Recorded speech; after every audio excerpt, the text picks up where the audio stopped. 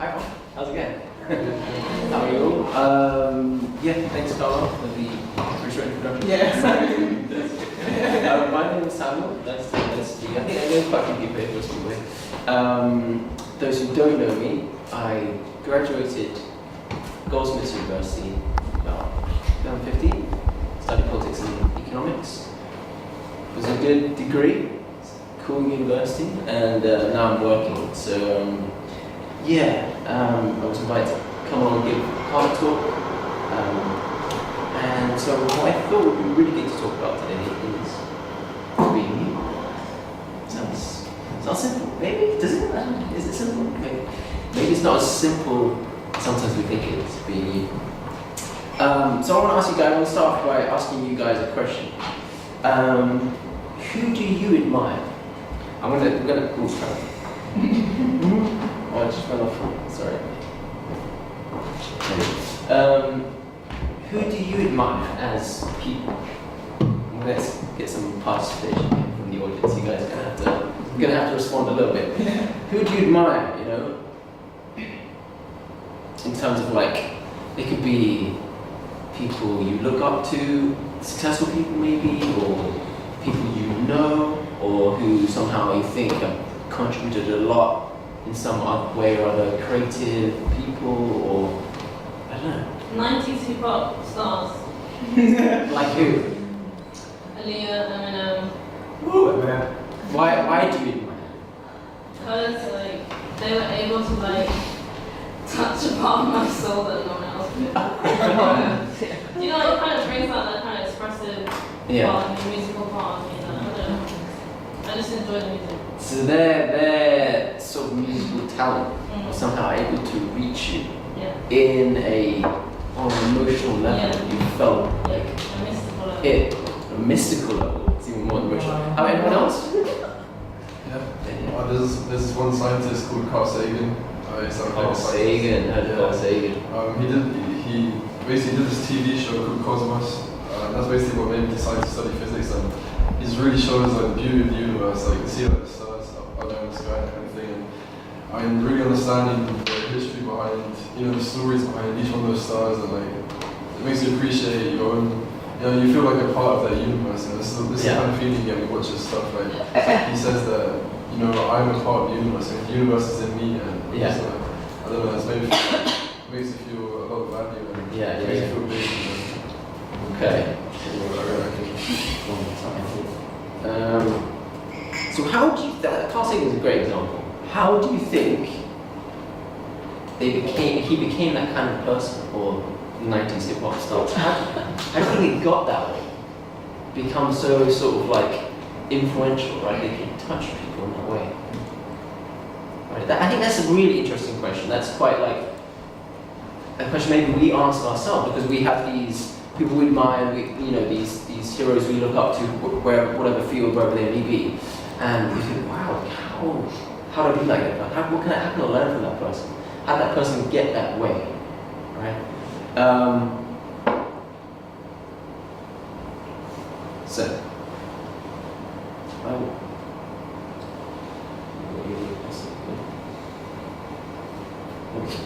I added loads of slides by accident. Let me just check something here.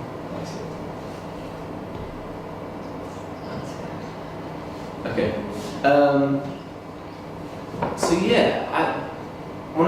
When I say being you, and thinking about those people that you admire, how did they become who they became, right?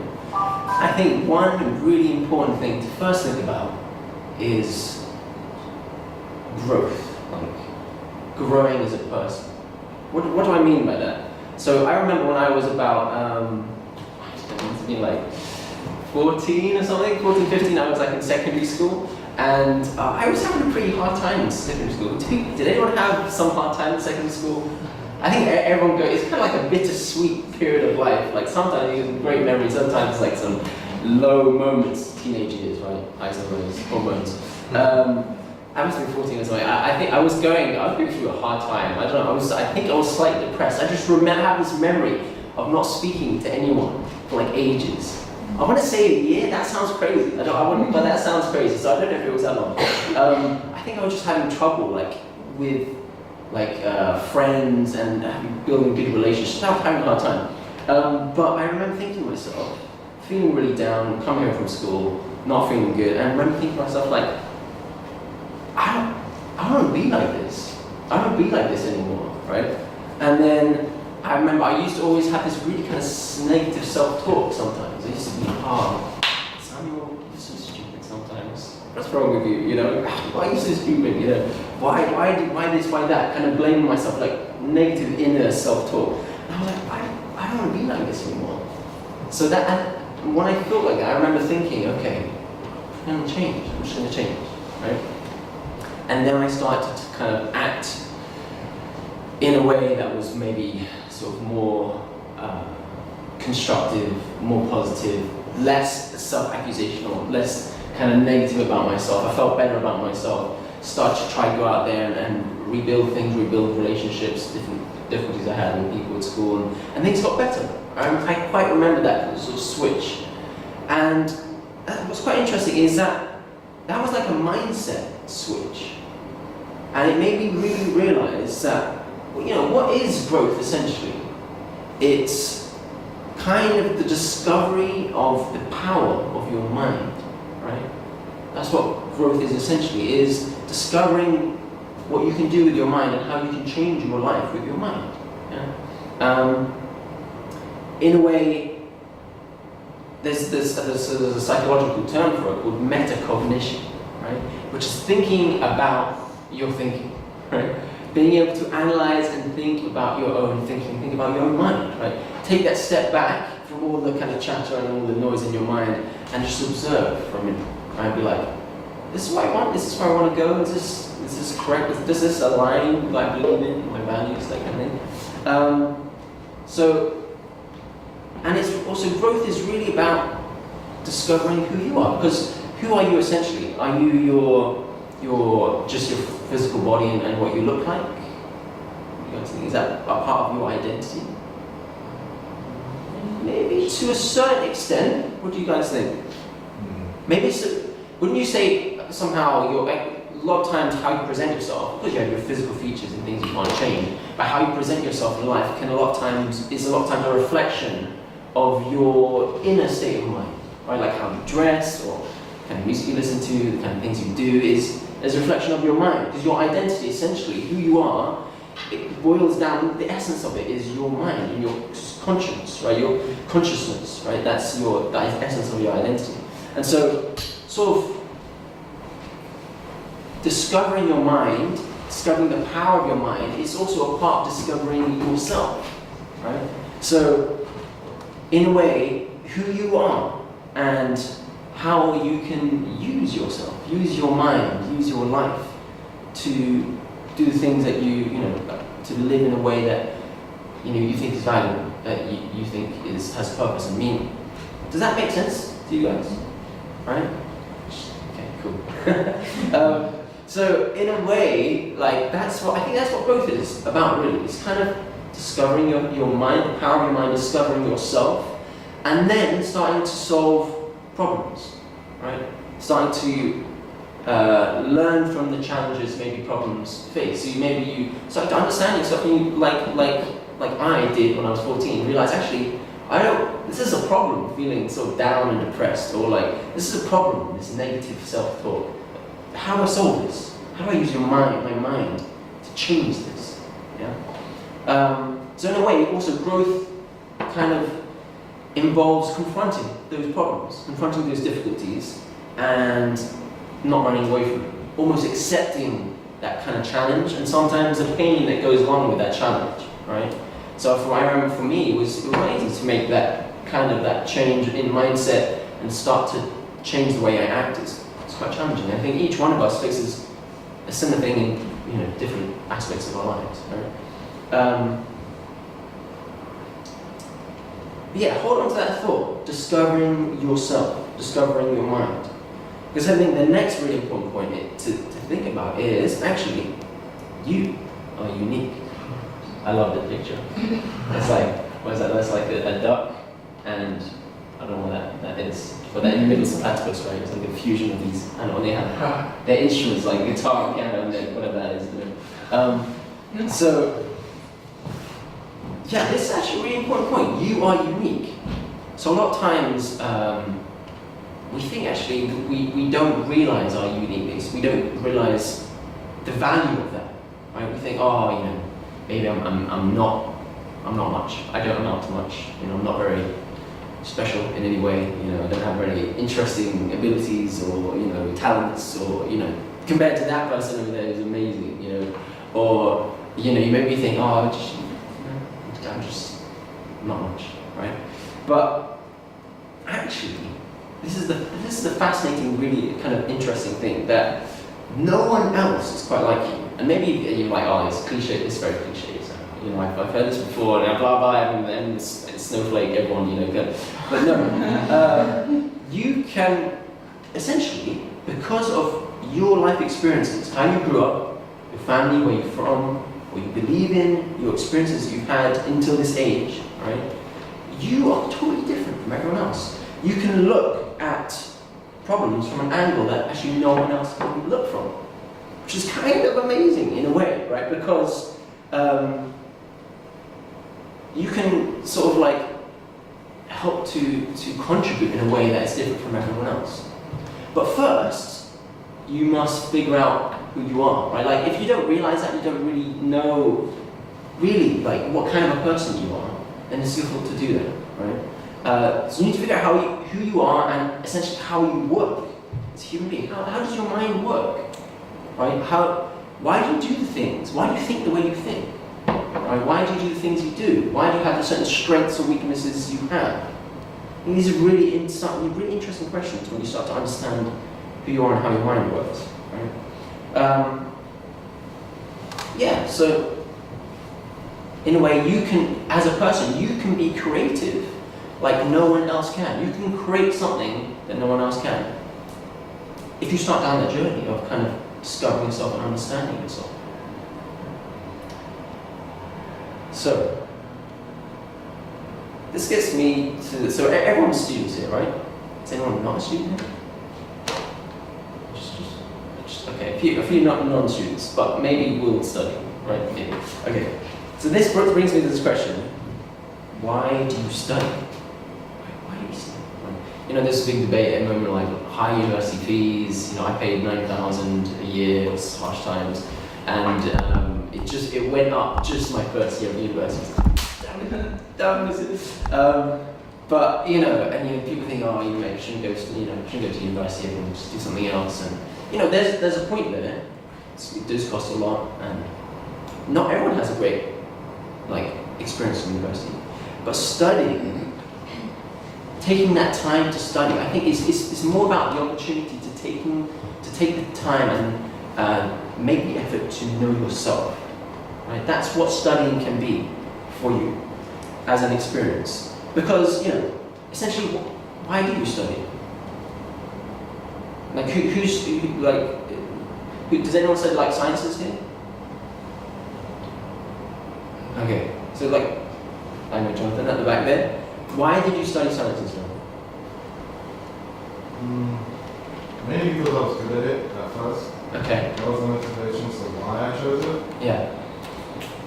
Past that, I can't think about it. Honest, I like it, right? But don't a lot of people, they don't always have really deep reasons for studying, and that's not, you know, a lot of people like that. It's not like it's bad, you know, terrible people, but a lot of times maybe people study because I've seen people study because their friends are studying the same thing, or you know, maybe they thought it was quite cool, just like, yeah, the idea of a filmmaker, that's just cool. You know, it's like being a director sounds cool, right? Or sometimes people, but when people are actually in the studying, in the writing of essays, in the research and the reading, why do people do it? A lot of times people do it just for the grades, right? Just to get high marks. Want to get a first, right? Want to get that above that 70% that everyone's looking for. Or just to get a degree. People just study because, you know, it's good to get a degree. I heard it's pretty good to get a degree. A piece of paper is definitely going to help you get a job, right? Oh God. It's like, we all know, I just heard that, so I'm kind of silent, because we all know that's like, that's sort of, it's kind of like a lame motivation. But unfortunately, a lot of people have that motivation, and you know, we all are susceptible to thinking that way sometimes, right? So I remember this time, it's another story of me in my secondary school years, where I was studying like French, I think I must be even younger, like 12, 13, and we had this one teacher, and we had this system of credits in my secondary school. And I had this bright idea one day. I was like, you know, what I'm going to do, we were learning the most simple French, like je suis allé à la bibliothèque. I'm going to the library. And I was like, okay, I'm going to get on a piece of paper, I'm going to write on a piece of paper, I'm going to print off with a picture in the background. I'm going to give it to my teacher and see if I get credit, right? I gave it to my teacher, and he thought, wow, this is amazing, son, this is really good work. You have a credit. Yes, credit. And then from like every lesson, onwards, it was like, here's the next, we're gonna get credit. Yes, got the credit. And after about like 10 times, my teacher was like, Simon, this has got to stop. This has got to stop. I have like, je suis allé the ski on the piece of paper, and I was like, what? It's like, you just got to stop. This is, I can't keep giving credits like this. But it made me think like, my motivation for trying to learn French sentences was not to learn French, it was to get credits, right? Because at the end of the year, if you got 25 credits, you got like a special reward. I got the 25 credits at the end of the year. But still, the motivation to learn, to really learn, from like a deep desire to learn French for a certain purpose, definitely wasn't there. I think a lot of people operate out of that kind of mindset, like, actually to get the grades, to get a first, right? But, you know, do they actually think about developing their own mind? Is that our motivation to study? You know, a lot of times actually, research says that in the long term, grades don't tell you much about how much of a successful person you're going to be. How valuable your contribution is going to be, right? You know, the amazing things you do in your life or not, right? How much of a success or failure you will be. Grades don't tell you much about them, right? They kind of become irrelevant. No one asks me these days when I'm working, hey man, what was your grades at university? Dude, that's really bad. Like no one asks me that. Martin Luther King studied public speaking, got a C. I mean, you know, I think that's pretty good example. That's a pretty good example of the fact that your grades are not indicators necessarily of what you're going to do now. Yeah, you can actually, a lot of people actually do make high grades, but they don't necessarily learn a lot. Because you can strategically learn things. You can memorize things to pass tests. You can you get really good at writing essays. Just, you know, learning how the structure works, you know, figuring out exactly what the professor's looking for. Yeah, but not actually learn a huge amount. So I think what we need to ask ourselves is, why do we study? Like, because studying can be an incredibly amazing opportunity to understand yourself, right? To learn about your mind and how you work. When you do sit down and you think about your subject that you're studying, why do you want to study it? What is your aim, what is your goal to do that? How do you study? What is motivating you? Think about your motivations. And when it comes down to writing an essay, do you want to do it? Do you not want to do it? Why? Why is that? When you read things, you know, what makes you work the best in certain situations? Is it having like a really calm environment where there's no noise and you're just reading things? When you read to learn, how do you learn? Do you have to kind of read the text and kind of write questions or kind of highlight it or kind of teach yourself, or teach a friend to properly learn it? Like, these kind of things are opportunities to learn about how you work, right?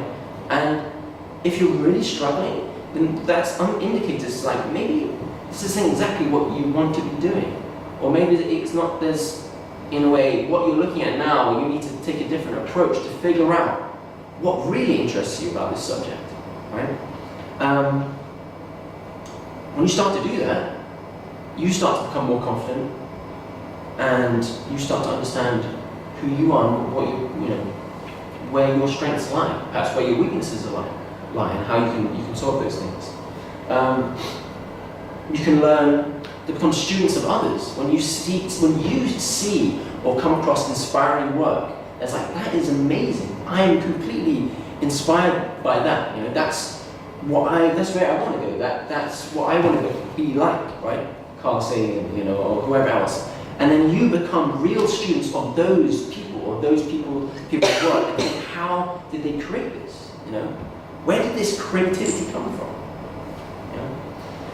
And like I said, learning, then that gives you the motivation to actually go and pursue and learn things properly. So talk about being creative. It's not just music, right? Like you talk about creative people, you think, oh, artists, musicians, performers. No, actually, any innovative work of the mind is creative, right? You can be a creative scientist, you can be a creative writer, you can be, a creative city planner, right? Whatever you want to be, as long as it's kind of an innovative creation of the mind. But unfortunately, a lot of people, after school, even after secondary school, they kind of die inside when it comes to creativity, right? A lot of people in life, they go on and they keep sort of rigid, fixed concepts, right? The way and look of looking at things. They have the same answers to the questions you ask them, the same sort of emotional and emotional reactions or images they have in their mind of things they encounter in life. Yeah? There isn't much change, in other words, right? People can stop changing, stop growing very easily, and they just kind of become fixed in their minds. I'm sure you know of people like that, right? Or at least heard of people like that.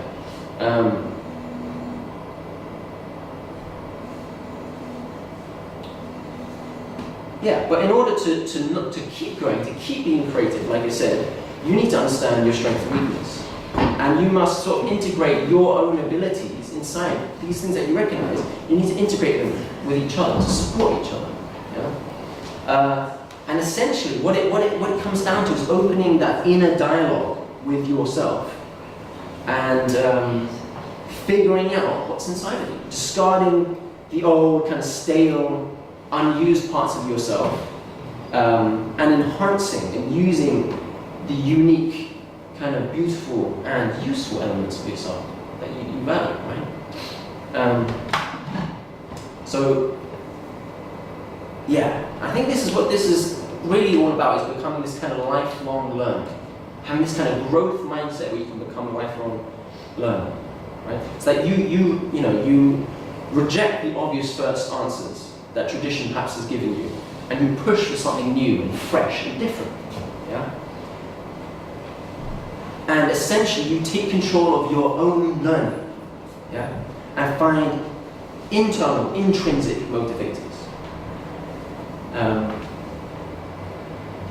So we talk about this intrinsic motivator. How do we find this intrinsic motivator that comes from within you?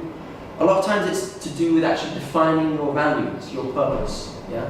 Your meaning in life. Where are you going? Why are you doing certain things?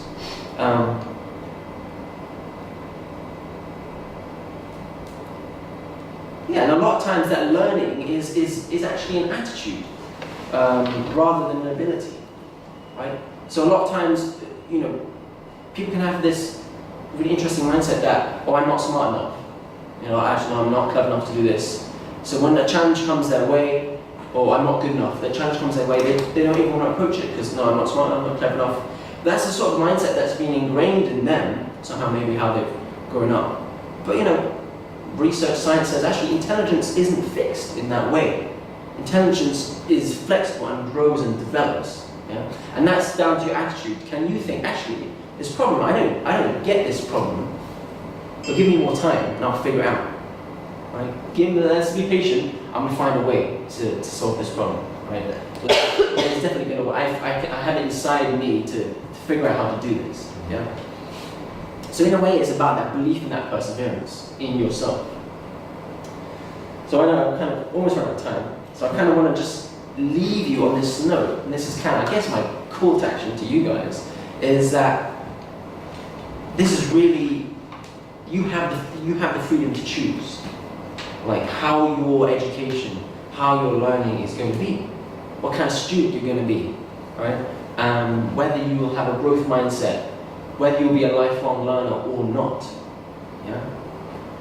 And the essence of it, I guess, the essence really is that taking control of your own education. How do you do that? You realize that you are in charge. Realize you are in charge and you can decide these things, right? So you want to be that kind of deep learner that goes deeper than just survival, not like a surface learner where you just kind of survive to make it through university, get the minimum grades possible, so you just get that piece of paper, that degree, right? You're not really going to learn. You don't want to be a strategic learner either, where you just kind of figure out the best methods and methodologies to pass an exam without actually truly learning. Yeah? So, you know, and that takes, you know, that means you have to kind of not be afraid of failing sometimes. You have to go for things and just try your best.